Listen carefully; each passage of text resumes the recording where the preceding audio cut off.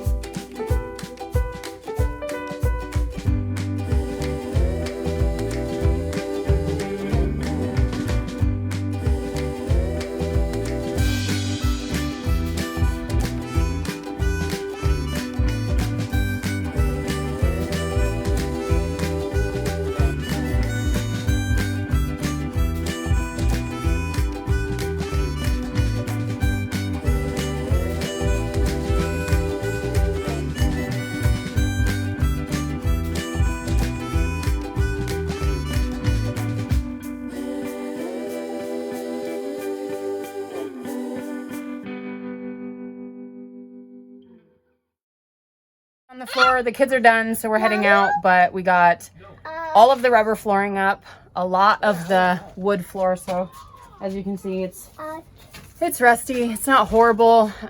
There's different options for how to handle that, I guess. If you have suggestions, leave them in the comments below. I would love to hear what you have to say, and what's worked for you or what you wish you had done differently. But yeah, we're getting there. Until this moment, we had seen zero rust. Obviously, we knew there was going to be some, but we were naively hopeful that maybe somehow there was none, but you know, there's some to deal with. We did not get the heaters 100% out. We got them mostly out. Ellis, you're so dirty. Mama? It's not water. It's coolant. Do you want to show them the bottom of the floor? Say it's a little rusty. But we'll get it cleaned up, huh? Well, we're back at the bus again today. I think this is day 3 of the floor. We've ran into some problems. The way that our floors are set up, we have the laminate covering all of the wood.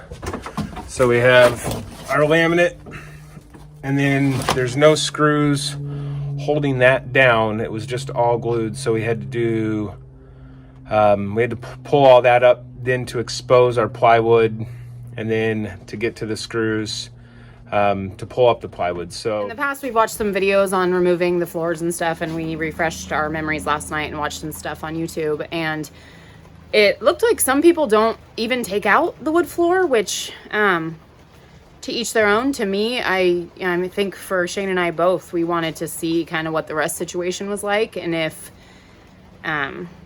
it was bad enough to treat. But I feel like, I mean, ours is the 2009 and the floor is pretty rusty, and it didn't come from a super humid or wet area.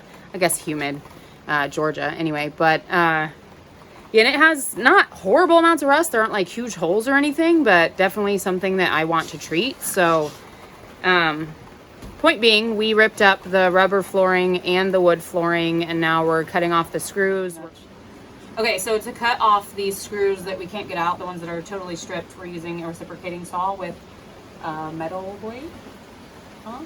Yeah. Anyway, I'm really excited to use this. I feel like a Halloween movie bad guy. Oh, this handle's back here. Trigger.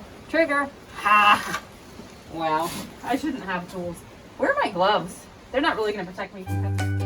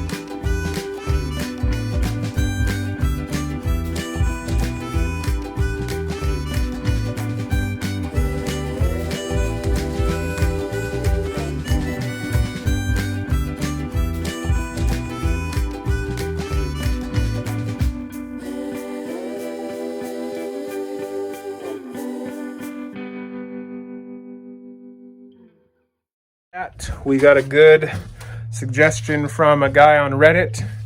Instead of pulling up all the plywood in big sheets, to cut it into small squares along where the screws are, and it'd be easier to pull up. Didn't even think about that, so thank you. And yeah, like I said, we got just a couple more pieces to pull up. We have one here and then one back here, and that's it. And hopefully the day will be complete of pulling up the floor.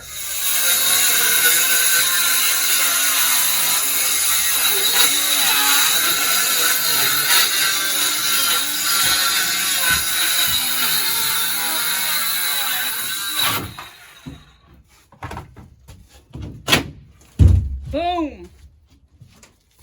Oh my god, dude, how much easier was that?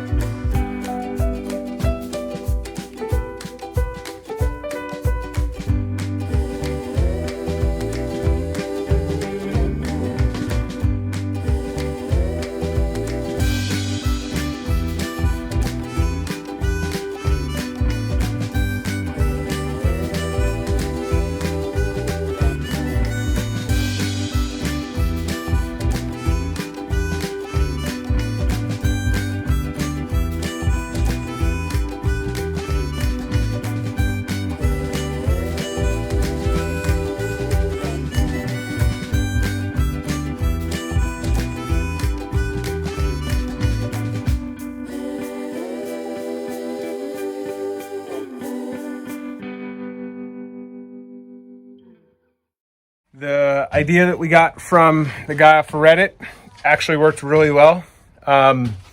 So again, his suggestion was to take a skill saw and cut the plywood into smaller sections to make it easier to pull up.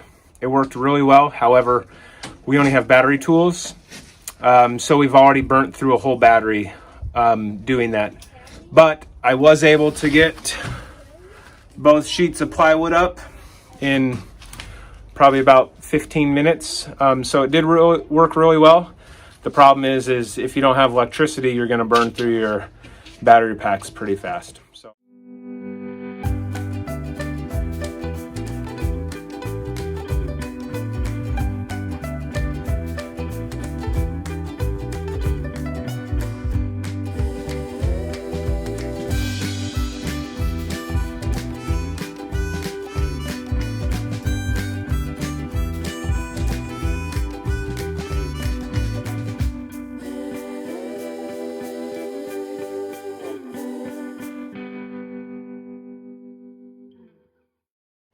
we're gonna stop with the floors for now. We have all of the rubber flooring up, the linoleum or whatever, and we have all of the wood floor up, and we've swept it out as much as we can. We're gonna bring some kind of vacuum, dust buster, shop vac, something to get some of the dust. We're gonna move on to the ceilings and use what battery we have left to get the screws out. Yay, we have screws in our ceiling and not rivets, so I'm saying yay now. We'll see how I feel at the end of it, but the rivet situation seemed like a pain in the butt. So done with the floor for now, skipping wall panels for now, going to the ceiling. I would love to hear what order other people did stuff in, or reasons why that we're not thinking of, that you should do things in specific order. We're not gonna worry about doing rust converter or paint on the floor just yet, obviously, because it's still dirty and we still have a bunch of stuff in the bus.